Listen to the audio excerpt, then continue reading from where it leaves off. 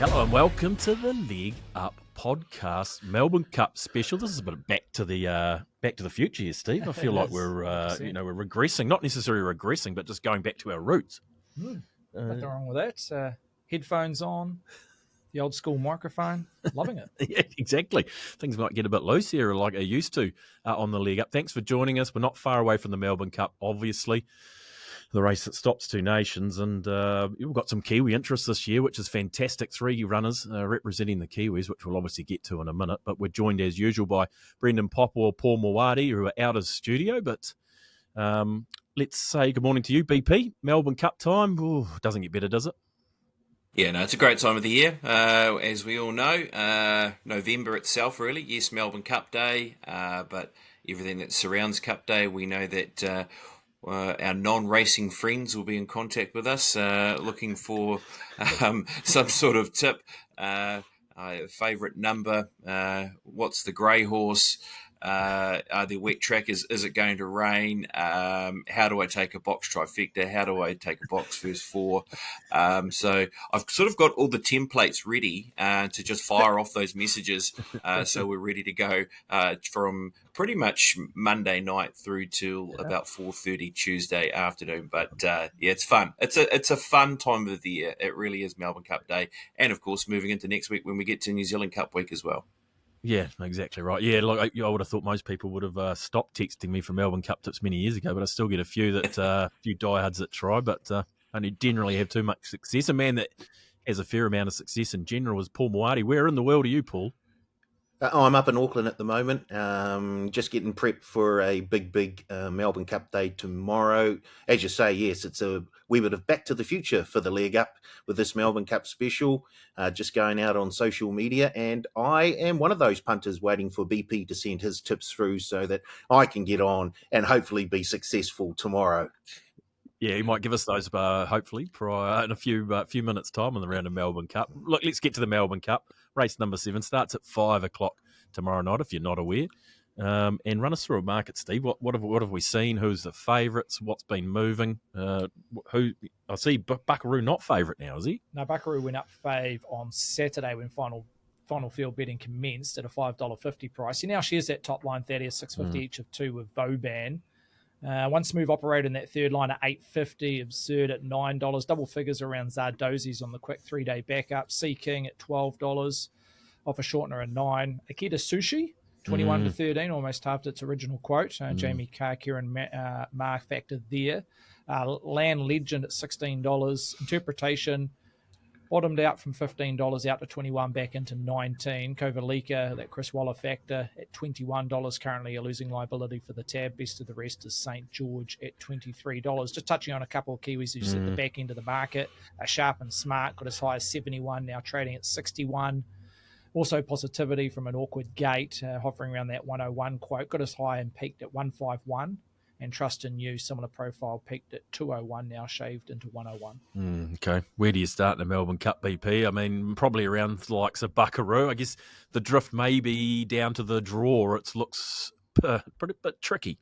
Yeah, I think Buckaroo initially off what we saw in the Caulfield Cup, once we knew Via Sistina was not heading towards the Melbourne Cup, I thought was the logical favourite, really, because he had that great run behind Via Sistina, of course, in the Turnbull.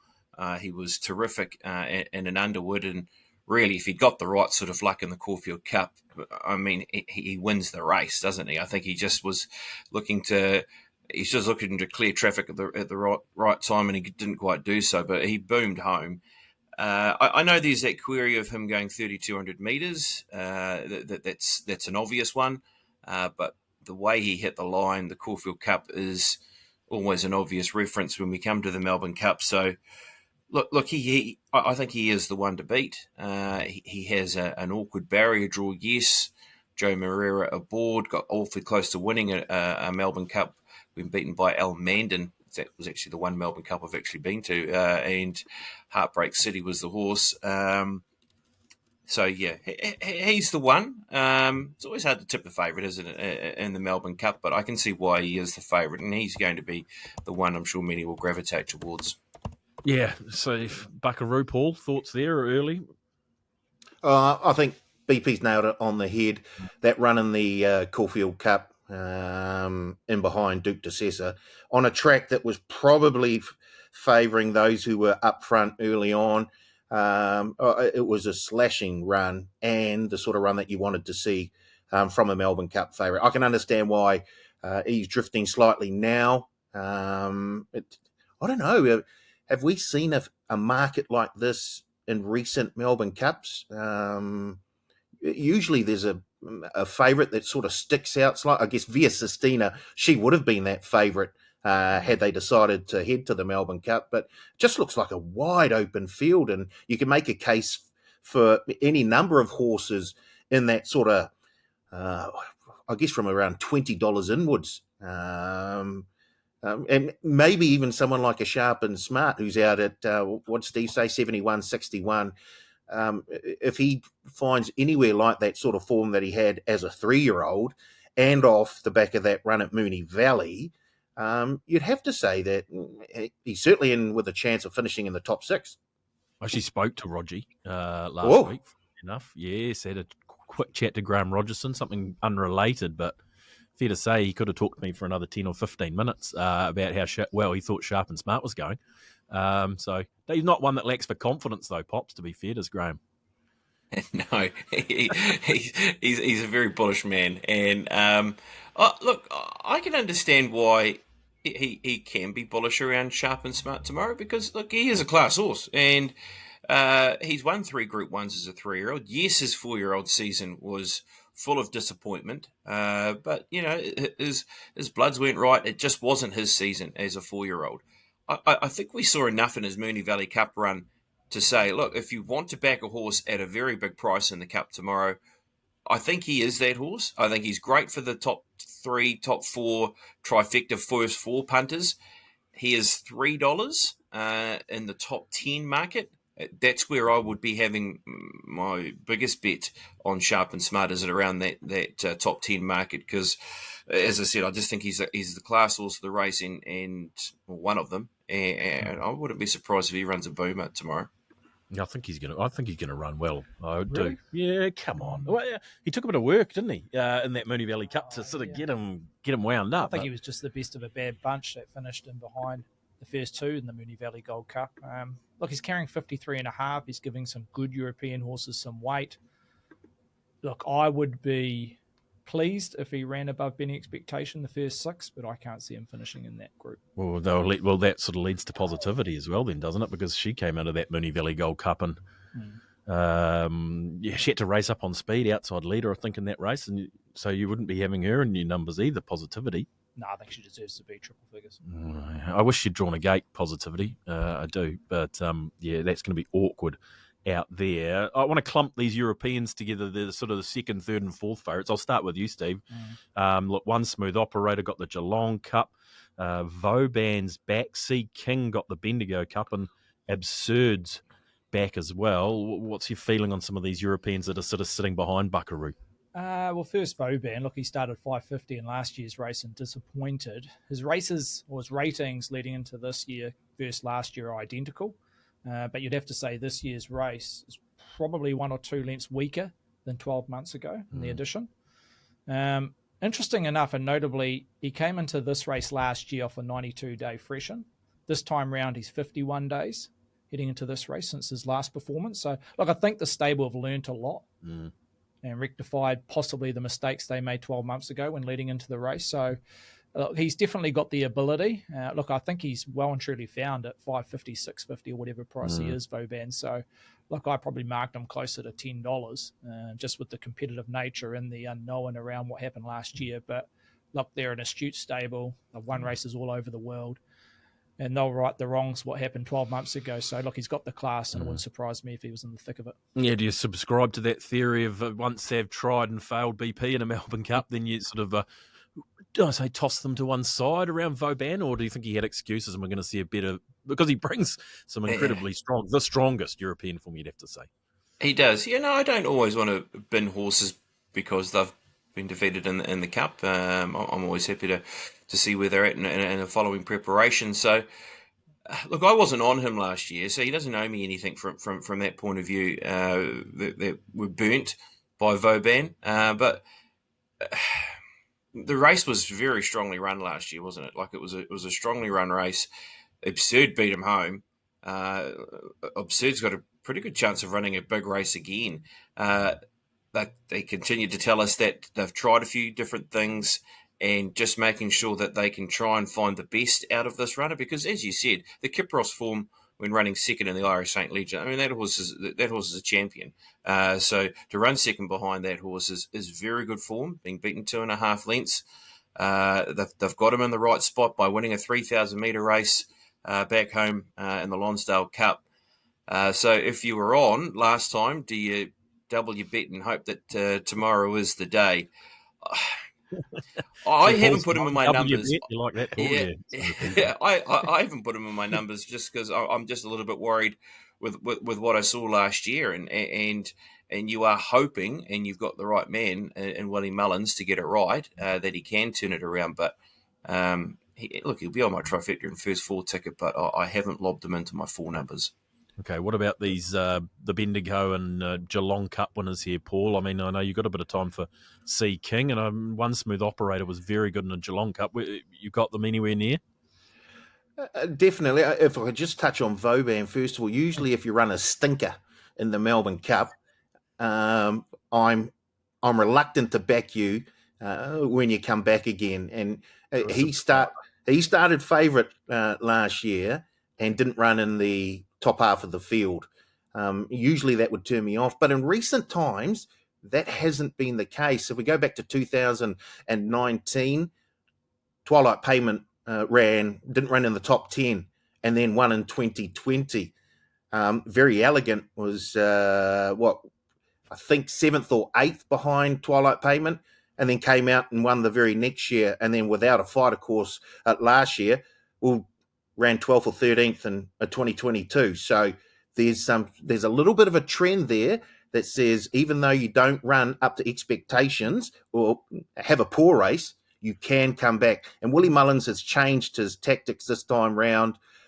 So Vauban's got a few runs under his belt as he heads into this. So I wouldn't totally write off. I think I'd like a few more dollars behind the name before I jump on, and hopefully we see a wee bit of a drift. But yeah, Vauban, as BP said, I think you have to include if you're going to have an exotic or two. One smooth Operator. Oh, I love that run in the Geelong Cup, and that used to be a very, very good form race. And just the commanding way that One Smooth Operator won that, I'm very, very keen. I know they had a wee bit of an issue with a hoof, I think, but he's been past fit, so I'm happy to jump on. I think he was around $8-9 the last time I had a look. So, yeah, there's so many different angles that you can come at the Melbourne Cup with, and One Smooth Operator is one that I'll certainly have in my numbers. Look at Paul Moati doing his homework. This is unbelievable. Who gave you the info? Exactly. Luigi. There's hard work rolling. Good old Luigi. Yeah, he saved our bacon on a number of occasions. Well, what about the One Smooth Operator and Sea King, Steve? Can you see anything there for them? I mean, One Smooth Operator on the eye looked fantastic. Yeah, I love these horses, or these international raiders that have had a start in Australia leading into the Melbourne Cup. Impressive Geelong Cup win for One Smooth Operator. That 51 kilograms on his back and the rating that he produced out of the Geelong Cup, he's in my top 2 without doubt. You just go back historically and look at the Melbourne Cup winners that have come from Europe or even different stage or different places in the world and have had a start leading into that race on the back of an Australian performance. You go back, Media Puzzle, who won the Geelong Cup, got the job done in the Melbourne Cup, Delta Blues, Amira Kane, Dunedin, Protectionist. The list goes on. Those horses that have had to run that grounding in Australian conditions before winning the Melbourne Cup. I think a key factor also is Craig Williams, the booking. We know he's had a ripper of a spring, Craig Williams, and having that Aussie jockey to know how to ride Flemington at its best over 2 miles is vital. And Craig got the job done. He knows the horse, having one start on him in the Geelong Cup, I think is a big positive. And Sea King, you've got that branch of form around One Smooth Operator as well. Again, his Bendigo Cup rating and dropping back to 50 kilograms for the Cup puts him right in the conversation. And he brings, as I say, that profile of having a start here in Oz before tiltering at a Melbourne Cup. He's on the 6-day backup, which I like, over 2 miles. I don't mind these stayers that are on the quick backup. It means they've pulled out of the race in good fashion. And if there's any question marks about getting the 2 miles, having the quick backup up your sleeve is a vital keg or a vital ammo. You go back to One Smooth Operator and Sea King. Now, they raced against each other in the Ebor. On that occasion, Sea King finished just in front of One Smooth Operator. And you look in the market, he started $13. One Smooth Operator started at $34. So at this time round, they're similar price when it comes to Melbourne Cup. Yeah, I like that. That's interesting. Let's group together sort of the Aussie, I'll say the hometown sort of heroes, which sit behind these European runners, PP, Zardozi. I'm going to call Akita Sushi an Aussie, but potentially not. Land Legend, Interpretation, and a bit of a word around Kova Lika as well. What horse out of that bundle would you want to be touching? Or maybe Zardozi with a Bart Cuppings prep might be the way. What do you think among those horses? Look, I'm sure Grandad was very proud to see James line up on Derby Day as a last prep run before the Melbourne Cup. I'll tell you what, she's run a slasher, hasn't she, over 1,600 metres to finish into 5th position. I was really encouraged by that run. Her Caulfield Cup run when beaten on a wet track, when finishing into 4th position, her Metropolitan effort when running second behind Land Legend. Look, there's enough there. There's enough there to suggest that that little bit of zip in the legs will help her. I think she's a chance. I think she is a top 4 prospect in the race, Dozy, with what they've done in terms of their preparation. I mean, she's the only horse that competed on Derby Day. So often Derby Day is that final prep run in terms of looking back over the years for the Melbourne Cup. And it's certainly changed now, hasn't it? And she's one worthy of including at a bit of a price. The other horses you mentioned there, Land Legend. Look, Land Legend just seems to overdo it, and that's going to be the key of seeing this horse settle. Was running 3rd in the Caulfield Cup, but was a wee way off the other two in front of him. Look, Zach Purton's come out and basically said that this horse needs to settle to see 3,200 metres out. If it does settle, though, they've put the earmuffs on, well, then he becomes a chance. He's trained by the right man, and as I said, Zach Purton takes the ride. So it was a St. Leger winner over 2,600 metres last season. You'd imagine the horse can see out the distance of 3,200 metres as long as he doesn't overdo it. Any of those Aussie horses you want to touch on, Paul? Akita Sushi's had a full preparation with Kiramar, lumped him in, and he has been a mover. But any of those Aussie hometown horses going to feature for you? I don't mind the look of Akita Sushi, to be fair. I think Kieran Ma has unlocked the puzzle that is Akita Sushi, and I think we saw that in the last couple of starts. I did. I love that Moonee Valley Gold Cup run. I can understand why the punters have come, and we've seen Akita Sushi move from 21s into $13, and I still think worth a go at the $13 mark. Jamie Carr aboard. She's been riding very, very well. You mentioned Craig Williams just before. I think she's been riding just as well as Craig Williams, and only has to carry 51 kilos. Look, I think Akita Sushi is a big, big chance. And if we look at the sort of divvies that the last 4 or 5 Melbourne Cup winners have paid, you're looking at around the $19 to the $26 mark. So that seems to be the sweet spot at the moment. I think the last favourite to win was Fiorente back in 2013 or 2014. So it's been a while between drinks, and that's my sort of range, between $9 and $26. So, and Akita Sushi slots in there very, very nicely. Okay. Jamie Carr going to have to do it with the broken snoz. She did it in the Derby, so it can't have affected her too much. No, exactly right. It's fair play to her. You got any of those Aussie horses in the figures here, Steve, or in the mix? Just on Akita Sushi, look, Moonee Valley Gold Cup rated probably 2 lengths within the top chances in this year's edition. So look, I'm not surprised he can finish in a top 6 position.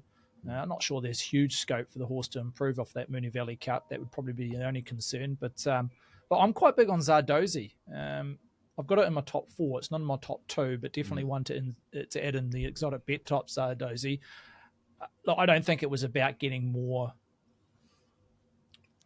distance or grounding on Saturday. It's just purely profiling this horse on the quick backup. You go back historically, this time last year, it ran in the Wakeful.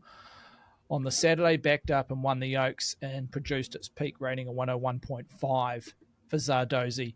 They tried to replicate that in the autumn, the quick 7-day backup in Sydney when it was going to run in the Derby. It got scratched on the morning down to the terrible track conditions that unfolded at Randwick that day, and they just leant towards the Oaks. So it was all about planning this horse to have the quick backup, and they just used a mile race on Saturday to do that. So I think that will be the biggest form line that punters will gravitate towards if they're looking to back Zardozi. So yeah, I'm not sure there's any value in the price at $14. I think it probably drifts the high teens on race day Zardozi, but definitely a top 4. Okay. Well, we better start to wind it up from the Melbourne Cup preview. We've sort of touched on the Kiwis BP.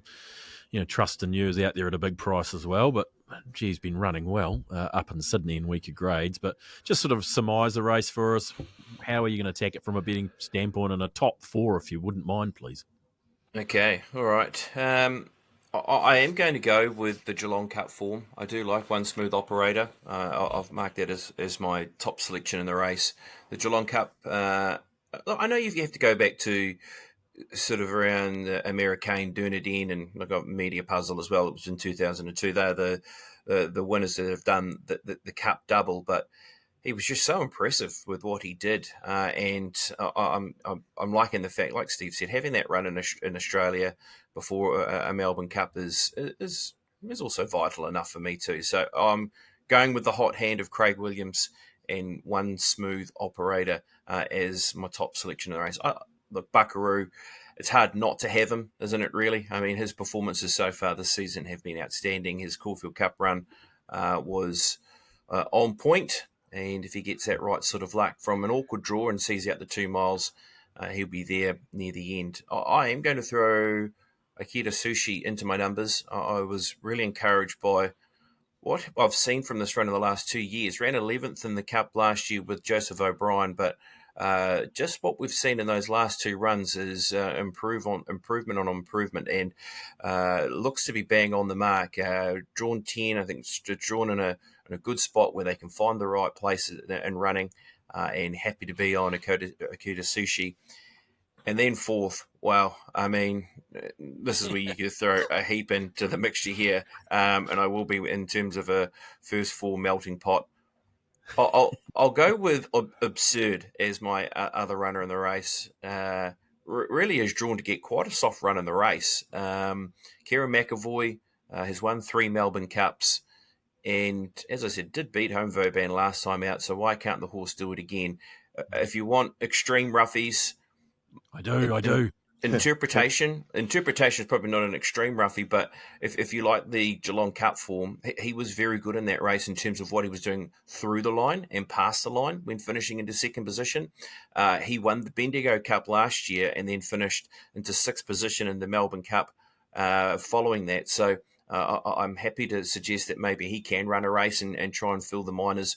And my big roughie is St. George, runner number 22. This horse was good enough when hitting the line in the Moonee Valley Gold Cup. So if you like the Moonee Valley Gold Cup form from Akita Sushi's point of view, but if you go through some of that deep European form, you go back to 2023, this horse was good enough in a staying race around Ascot when running 2nd in the Queen Vase, has performed in the UK at around that 2,900, 3,000 metre distance. So I thought he might have been the one that Kieran Maher might have been setting up to run a boomer and peaking for 3,200 metres in St. George. But my top selection, I'll go with One Smooth operator. Chardonnay fan.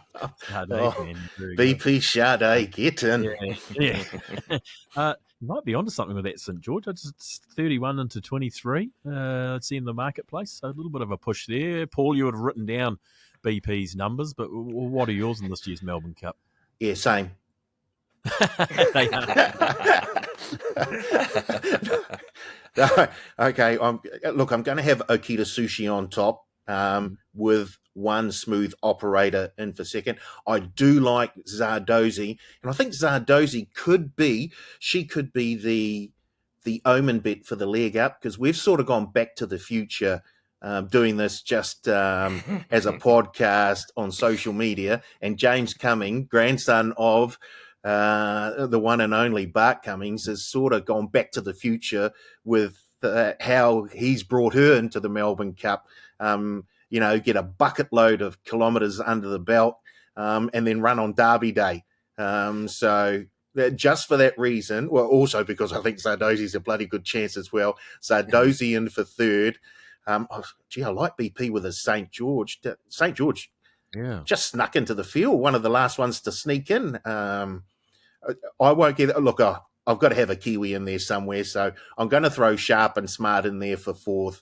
I'm hoping that Rogie, his confidence has sort of seeped into Sharp and Smart, and we see that 3-year-old form that we saw from Sharp and Smart. It'd be great to see. Yeah, it would. The one thing the league up won't be doing is getting a bunch of kilometres under their belt. Having a look at this, but anyway, Steve might have something to say about that. But what about the Melbourne Cup this year, Steve? Who have you got? Yeah, I'll go with one smooth operator. It's a common thread between the three of us having this horse in the top two. But I just love the impressive Geelong Cup victory with 51 kilograms on his back. You look at historically, we talk about horses that have had one run in Australia heading into a Melbourne Cup. Not always the best overseas horse that comes here shows up and performs in the Melbourne Cup. We've seen that time and again, yeah. But I'm pretty keen on the horses that acclimatise well, and he fits that bill, and Craig Williams is a big asset. So I got one smooth operator on top. Sea King, because he brings that one smooth operator form line in the Ebor, beating that individual home, and you look at SPs on that day, he started a lot shorter than one smooth operator, and again, he had that Bendigo Cup rating on the back of carrying 51.5 for the Cup is the right profile. So they stand out in 1 and 2. Look, I'm going to have Zardozi in that third line, just purely on the quick backup profile. I think the stable are astute enough to profile this horse to get the best out of him, or out of her, should I say. So you look back 12 months ago on this track, she excelled on that quick backup. I think she'll go close. And also interpretation. Look, I backed this horse 12 months ago in the race. He ran a bottler. Look, I think he's just been set for one race only this campaign, where a few other horses have been set for other grand finals throughout the spring. But he's been going away, doing his business in behind the scenes, comes out of a key form line, the Geelong Cup, which I'm gravitating towards. He was only beaten 5.4 lengths in this race last year, and I had last year's race overall 1 or 2 lengths stronger, so he's definitely a top 6 inclusion. Okay. Thad, before we leave the Melbourne Cup, just one other sort of fun fact. James McDonald, who won his 100th Group 1 and 3rd Cox Plate in a row on 3 different horses. There's a jockey going around in the Melbourne Cup who's won the last 2 Melbourne Cups, Mark Zara, on 2 different horses, Gold Trip and Without a Fight. And this time, he's on Circle of Fire. Just saying. Hey, it's the sort of stuff I don't mind. What about just a final word on the Melbourne Cup EP? There's plenty of chat on Twitter around where it sits in the racing landscape these days, and there's still something about it for me. I don't know, but it's probably a different race, but I still love it.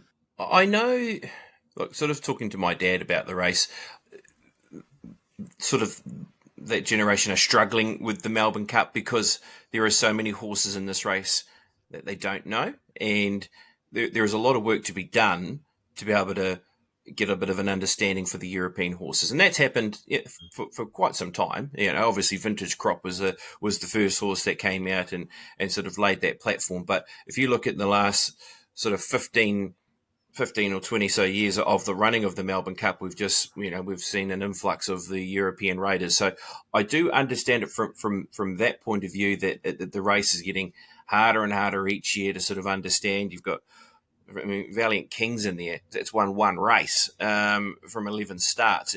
So people to try and get a handle on that is sometimes quite difficult when you have other horses that should be in there, you'd imagine. But look, there was a lot of horses that fell away from this race also. I think we've got to be mindful of that they are being very much ruling the eye over a lot of horses here to make sure that they are 100% fully fit, and hence why we've seen a few horses miss out by not passing those final vet tests and scans.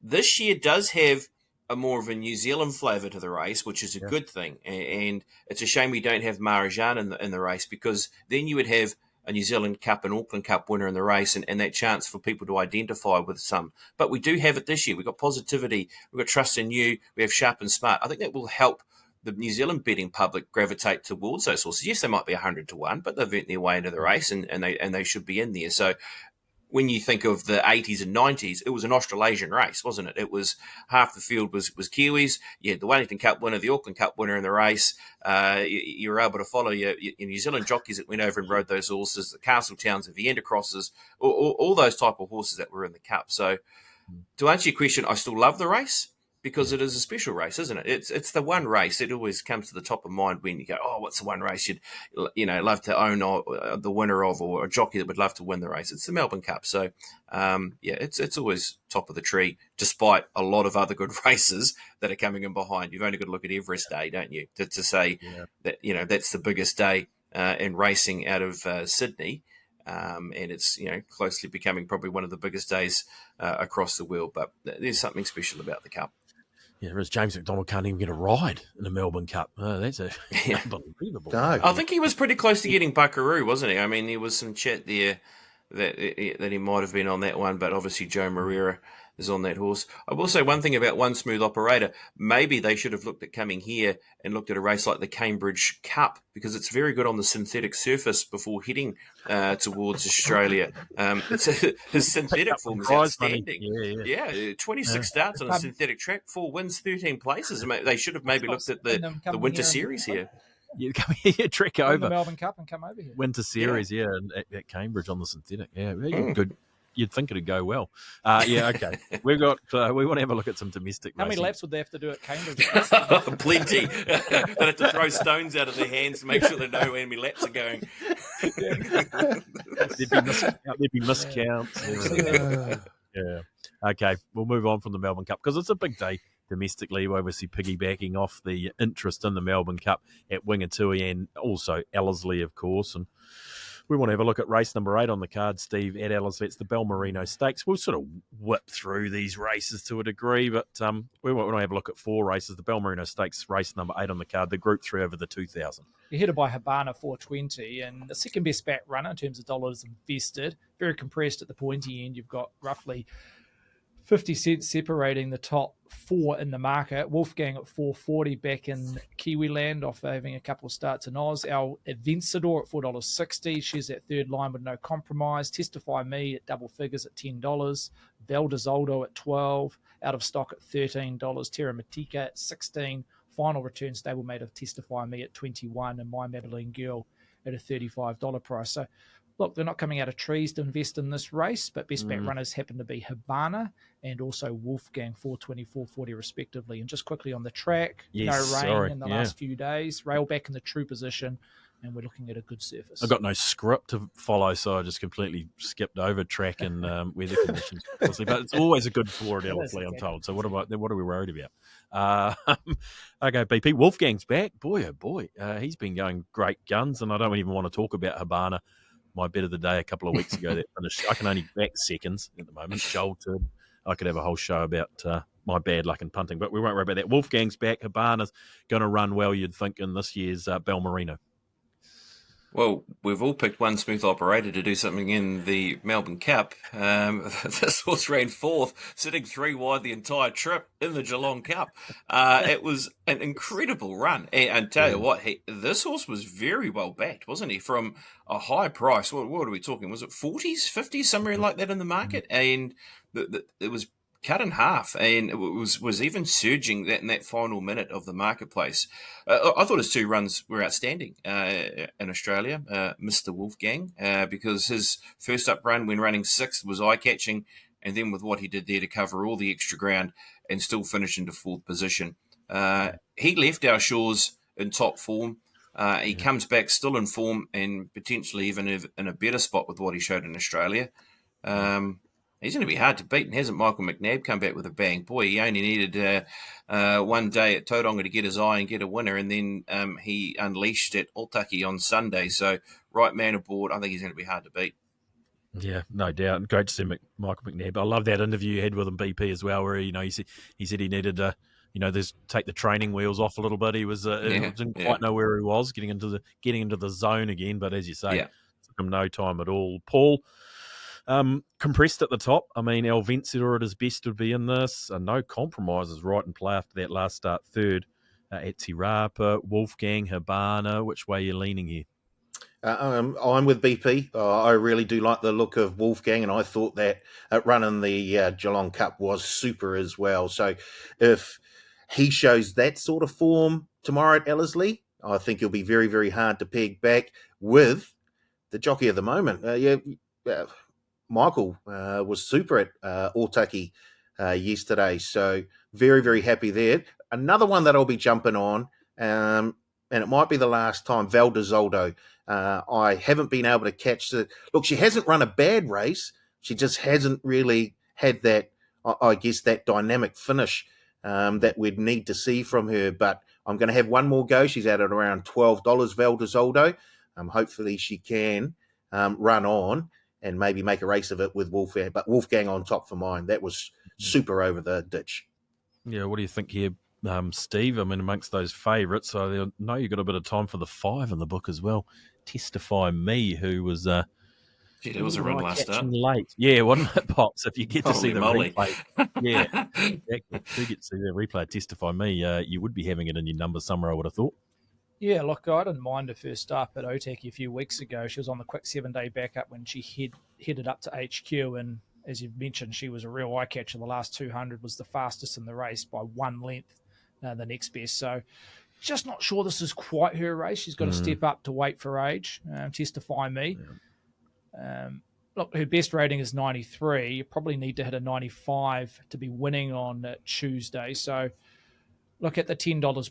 It's been well found by the lads at the TAB. I think she drifts on race day. If she hits that mid to high teens, I could get interested, but just purely on a price sensitivity, I'll just leave her alone at the $10 quote. But I am keeping tabs on her throughout this campaign. I'm pretty keen on No Compromise. I just reckon he was a run short leading into the Livermore at Te Rapa, and that was just through wet tracks and abandonments. I reckon he's ready to hit a peak here, third up.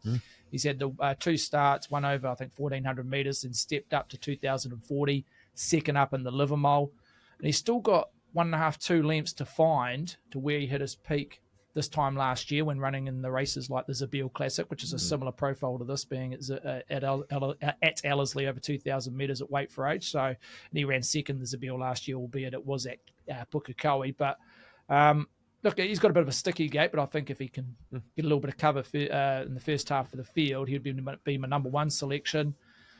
Just not sure what to do with 2 horses here, El Vencedor and Habana. I knew you were going to say Habana. Yeah, carry on. Well, no, El Vencedor, you go back his last 5 runs, last prep, he was ranging between 92 and 100 performance ratings. Notably, this time in, he's a lot shorter there, 87 and between 87 and 91. Notably, his best performance thus far this season or this campaign was first up. And he has regressed in his next 2 runs. Happy to play the forgive card at Matamata, where they went extremely hard. He was taken on in that first 2 in running, and they felt the pinch in the last furlong or 2. But the dilemma with him is that, yes, he's back at his happy hunting ground because his peak happened to be at Ellerslie when he won the Group 1 at 2,000 metres in the autumn. He led on that occasion. Now, he doesn't have to lead. He's won 7 times. Only twice he's led out of those 7 wins. The other times he's been mapped in the top 3. But My Maybelline Girl is an intriguing runner. She's a genuine pace influencer in the race. I'm just not sure she'll give Al Vencedor an easy time up front. Not to say Al Vencedor has to lead. Like I say, he can take a sit. But there looks to be genuine speed, and that's probably what I'm mentioning here, to give every horse their opportunity. And Habana, well, he's first time over 2,000 metres, which always have a little bit of a query when you're stepping up to weight for age at the elite level, finding a distance for the very first time. I think he's deserving of stepping up to 1.25 miles and seeing what he's got, because if he can deliver on Tuesday, it opens a lot more doors leading into the season, Habana. So, look, again, he's not peaking at where he was when he was winning the Rich Hill last campaign. He still had a 92 performance rating when running second about 10 days ago. His peak is 96. So he's still got some wiggle room to get there, but can he do it over a distance for the very first time? I'm not sure. So selections overall summary, very keen on No Compromise and Wolfgang. And Habana Al Vencedor just got queries on both those individuals. Pops, final thoughts for you? Just one thing with Testify Me. If he's had the snip of a different kind, he certainly is a boy. So we'll Testify Me. He was very good last time out to the races. But hey, we do it all the time, Hunt. It's all good. What was I talking about here? Wolfgang. Yes, Come on, speed it up. Wolfgang's my top selection. No Compromise. Al Vencedor. I just think he just needs to keep racing. Once he sort of was able to get 6, 7 runs, 8 runs under the belt, he started showing his best form. So yes, he's back at Ellerslie and he's there. So he's the trick horse, isn't he? Because if he can find his form, we know how good he can be. So Wolfgang, though, will be my top selection. You're a Wolfgang man, Paul, by the sounds. Yeah, if Wolfgang comes out and does win, we'll bet double our bet on one smooth operator. Yeah, just about. Does that just 20 minutes till the cup? Yeah, that's right. Yeah. Does that frank the form just a wee bit more, just to entice you to have another little nibble? 100% Wolfgang on top for me, but I'm certainly going to have Valdezoldo in the numbers somewhere as well. That's interesting. Yeah, the best Valdezoldo will be in it out there at $12. Okay, race number 1 on the card is the Power Turf 1,500 metres, Steve. I think Wits End our favourite here, is it? Yeah, Wits End, well back commodity, $3.50 into $3.10. In front of Cognito at $4. Rudyard at $7. She's that third line with St. Bathans. Skyman second up here for Marshy at $11. She's that quote with GC, the stablemate. Rusty Lane from the CD at $12. And there's a decent gap. The second division, Heart of Gold, best of the rest at 21. So they're speaking a few, but best back runner happens to be at the top of the book in Wits End. Yeah, Wits End, look, a well-back commodity both times to the races. This preparation did the job easily at the Bay. And what do we make of the last run, Pops? I was thinking a race where there was 1,000 leaders and he drew barrier number 9 and they just kept pressing on and pressing the button.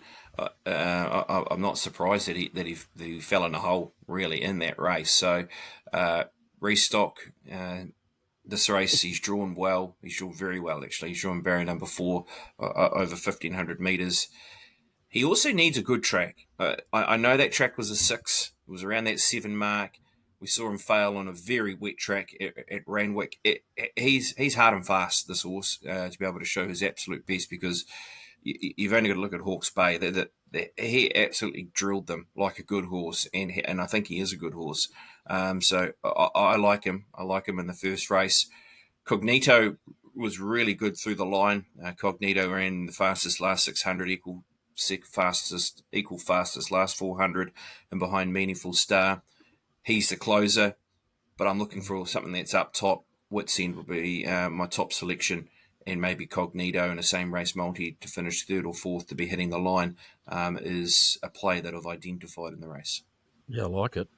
Paul, what are your thoughts here? Wits End for you? I see it's been very well back. Yeah, that's attracted me already. I've got Wits End on top as well. I think we'll see the best of Wits End tomorrow at Ellerslie.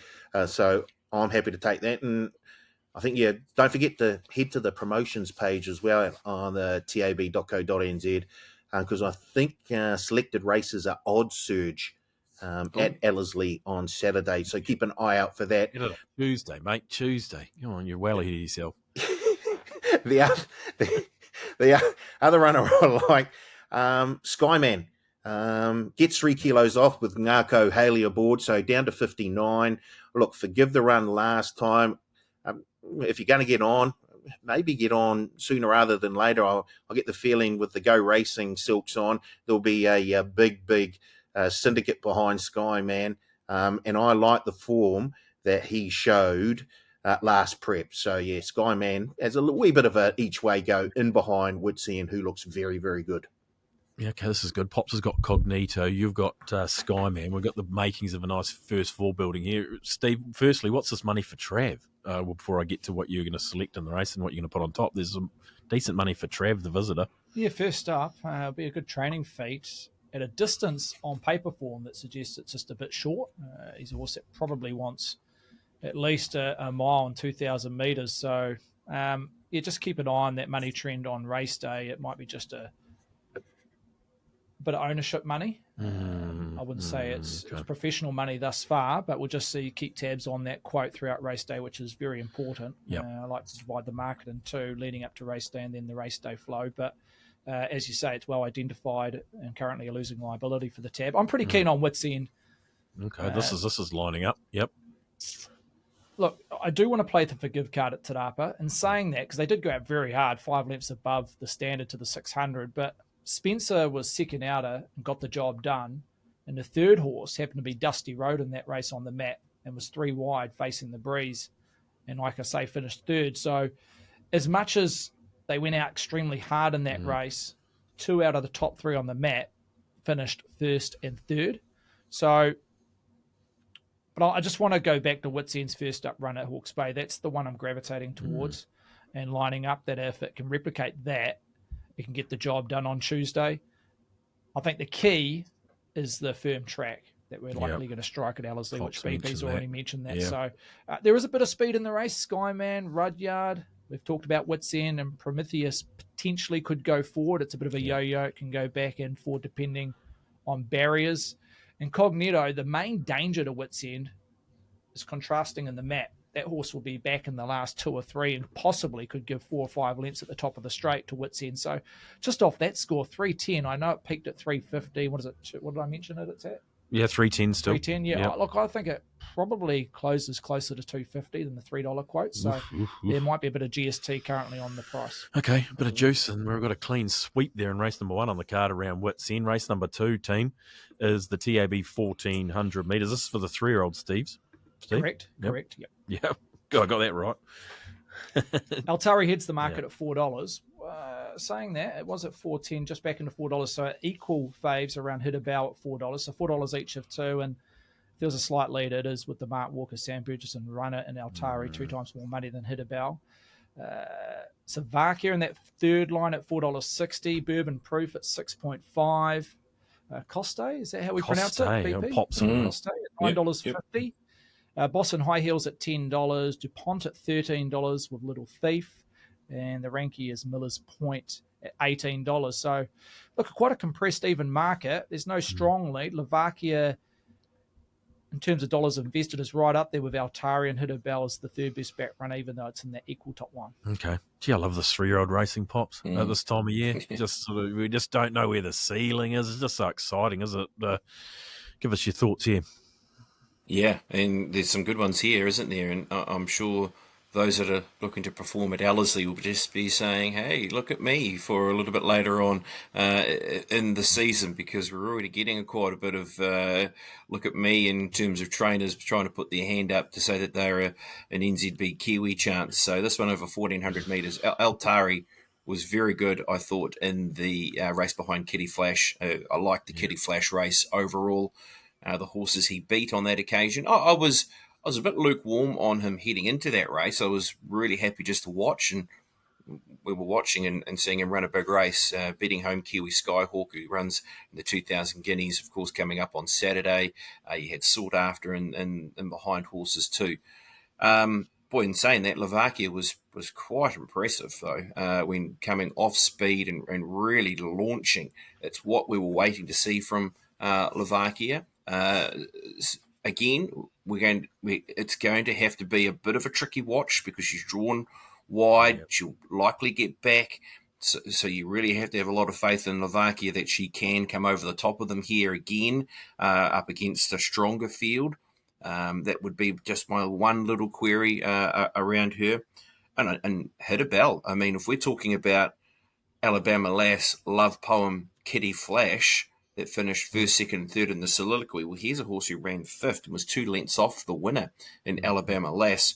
She's drawn barrier number 1. She should sit in or near lead, and that would be the one I'm most worried about in the race, just purely on the map with where she lands. And I'm finding it hard to split 1 and 8 at this time. Yeah, okay. Paul, thoughts here? I mean, Pop's mentioned the main chances, but the chances don't probably end there either. No, but he's mentioned the one that I like, so I'm going to stick with it. Slovakia. First of all, Ken and Bev Kelso. Thank you very much, Tick. Yeah. What about Jolted? Oh, sorry. Yeah. I'm still not Carry on. Let it go, big guy. Next start for Jolted. Yeah. It's right on song for next start. Yeah, that's right. No, I think Slovakia, she'll relish being on a good track, and I think we'll see her improve another length or so. And I think off the back of that, Sammy will be able to ride her fairly neutrally, probably in the back half of the field, but it's not an overly large field, so she shouldn't be too far off the front runners as they come round the turn into the straight at Ellerslie. And I think she's got that little bit of dynamic speed to let down. So I'm very, very keen on Slovakia at the moment. I can see Odd Surge at the moment, 550. Very nice. Yes, please. It is Odd Surge. Okay. Your thoughts here, Steve, on who you'd be backing in the race? I see some money for Coste.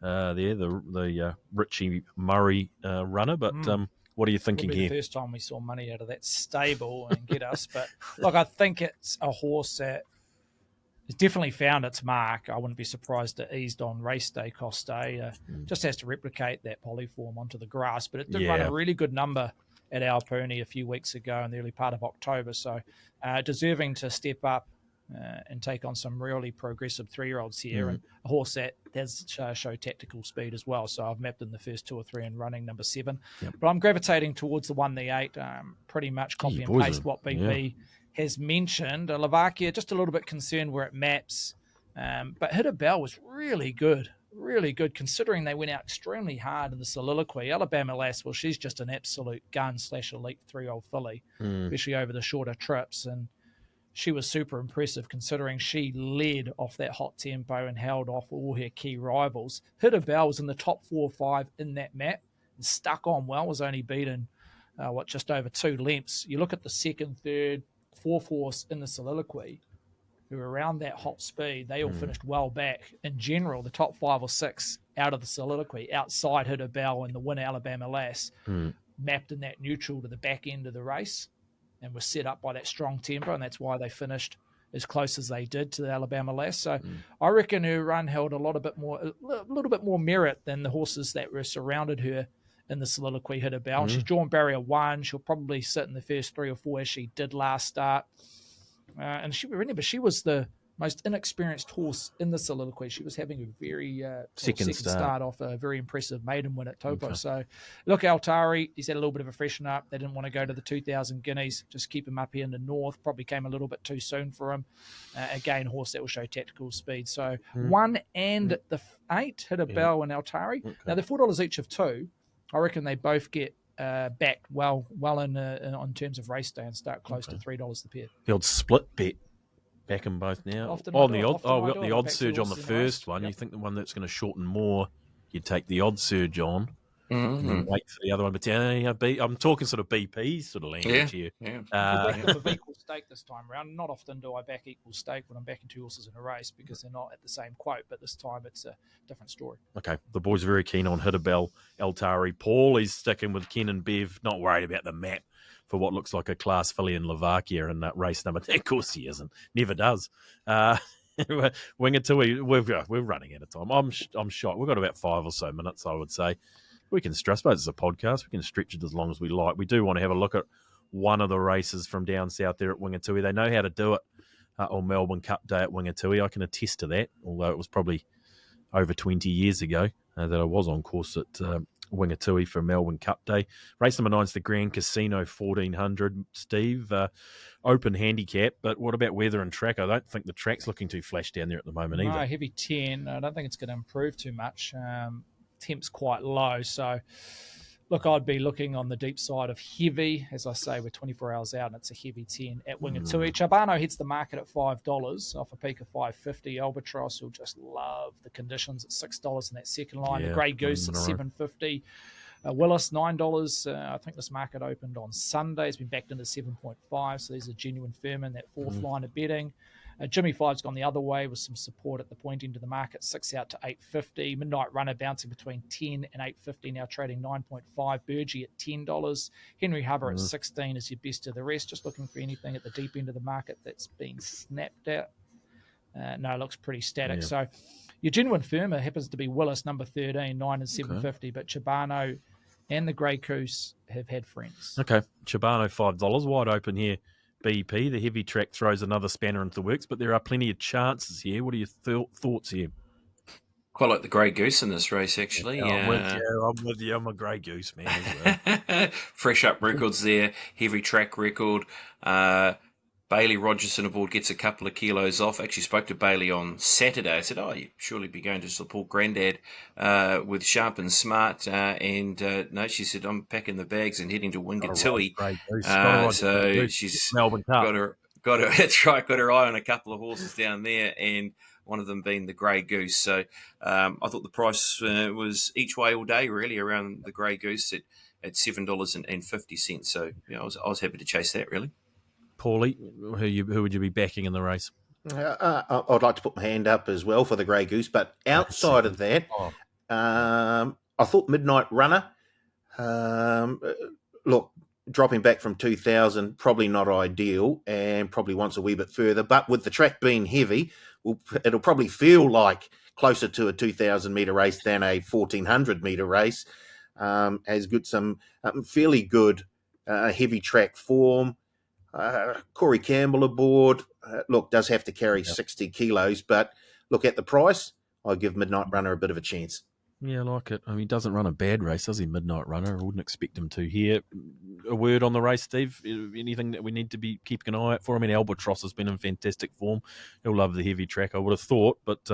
Her, sorry. Geez, I get that wrong a lot too, whether it be the snip. The leg up. Yeah, exactly, without realising it. Yes. These days, there's a bit more than just him and her. Oh, don't go there. That's we don't. We're not a lot of political podcast. Sorry. Yeah, we're in all sorts of trouble. I'm pretty keen on Albatross. Brings that key heavy track reference. Yeah. Looking for 4 on the bounce, so you're backing a horse in form, which I like backing mares this time of the year. They can hold that form line. Look, it shows on paper that it's got the option to claim 3, but we know Denby Rose Tate can only get down to 54 minimum, so should be able to get 54 off the back there on Albatross. But yeah, I'm just going for the form reference in the lead-ups. It's been running well, been doing the job, handles the heavy track, sits off close to the minimum, so I'm pretty keen on the 8 Albatross, which is what, $6? Yeah, $6. $6 yeah, I wouldn't be surprised if it started fave. Yeah, okay. Oh, headed Charbonneau. Yeah, okay. Very good. I'm with BP. I reckon the Grey Goose. See if there's some betting plungers on that Grey Goose. Crikey, the price just... Can be a low percentage play, right? Gets out there. Yeah, it does. Yeah, at the back. Yeah. But anyway. They'll be getting to the outside fence there at Wingatui. And here comes the Grey Goose. I don't know. Okay. Fingers crossed for the Grey Goose and BP in that Grand Casino 1400. Are we going to... you got bets of the days, boys? Are we going to have a bet of the day? Is this part of the official, or is this just like... No, good question. Yeah. If mine wins or not. Yeah. Yeah. I think these are funsies. Funsies, okay. Well, let's have a funsie, and we'll probably say goodbye in the same breath. BP, bet of the day for you, and I guess you'll be on track at Ellerslie for us tomorrow. Yeah, we'll be. Yeah, there with Lee Finnis. So it's a good day. Like, there's a good crowd number. It's a really good vibe on track at Ellerslie on Melbourne Cup Day. Yeah. I'm going to take 2 bets because it's a funsy podcast.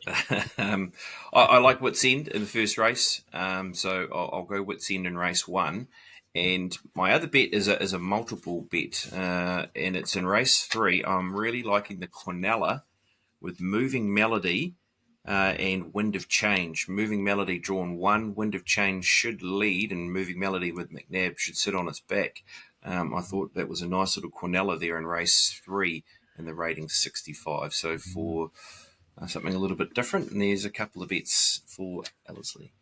Okay, thanks BP for coming on the show on Monday for a little bit something different. We appreciate your efforts, and we'll catch up with you very soon. Paulie, final thoughts, best bet, and we'll get you out of here, and you can get back to doing your day job. But no one's quite sure what that is. But best bet of the weekend, best bet of the Melbourne Cup Day, I should say. Oh boy. Because it's funsies, I'm going to double down on Wits End with BP. Hopefully we start off the day nicely with a nice little collect in race 1. Wits End, already seen some money for Wits End, and BP likes it, so that's good enough for mine. And what's the boost? What's the boost price? The odd surge price now? Odd surge. Probably need to take that, don't we? Odd surge for mine, 360. 360. Okay, get better than the opening price on the odd surge. That's there not bad, go. Going. Beauty. Okay. And then in race 2, I'm going with Ken and Bev Kelso. I'm very happy to take the 550 odds boost on number 9, Slovakia. Yeah, okay, very good. Thank you, Paulie, and for coming on. I know you're up in Auckland. Where are you from Melbourne Cup Day? You're going to a viewing party or something at full time? Is it full time? The big good bar up there? We'll head down to Ellerslie, and we'll be at full time as well. Where I know there's a few things going on. The boys get paid doing a few things there. So, yeah. Here we go. He doesn't know the meaning of the word. Fair. Thank you, Paulie. Bit of the day for you, Steve, and we'll get us out of here. What do you got? I'll go midway through the program at Ellerslie. Race 6, the maiden mile, Subiaco. It's had 2 runs this time in. Taupo just had no luck in a strong form race in behind Sexy and Amar, who's franked the form, and then stepped up to maiden as that race and took on Lux Libertez. I reckon if she had a pinch of luck, she probably goes close to finishing second in that race. She wouldn't have beaten Lux Libertez. But I think the key around her, she's had 1,400 metre races. She steps up to the 1,600 metres. Sam from barrier 7 could just flop her out. Hopefully a little bit of cover midfield. She doesn't have an abundance of tactical speed, but somewhere around that midfield, a little bit of cover. The 16 is vital for her chances, but she's a progressive filly. Okay, very good. We're into it early. There's been good money for moving Melody and Wits End, so BP's right on the mark, as always, with his selections for Melbourne Cup Day. Good luck with your selections for Melbourne Cup Day. Hey, you are. Yeah, Paul, go. Just one question, and you may not know the answer, but I know BP will be dying to know. Are we going to have an early crow market on the Melbourne Cup? And if so, can BP let us know who's going to be going past the post the first time round? Right. Just fine, Pops. Just fine. Yeah. That's. Is there a market? Is there going to be about? Not at the moment. Not okay. At the moment. I'm going to go and suss out what we're going to have in terms of extra markets and the like for the Melbourne Cup. So I don't know if the early crow's on the menu. Very popular with punters. Best Kiwi home. First Kiwi home. Yeah, I think we'll definitely have that. I'll get something out on Twitter this afternoon around what sort of extras are going to be in and around the Melbourne Cup, because that's always a bit of fun as well. So keep your eyes peeled for that. But good luck with all your selections and all your bets tomorrow on Melbourne Cup Day. Enjoy yourself. I know you all will. And thank you, gentlemen, for joining me. And we'll see you Friday when the leg up will resume as a television show. We're going to be back to being the professional television show that we are. But good luck on Melbourne Cup Day, and we'll see you on Friday on the leg up.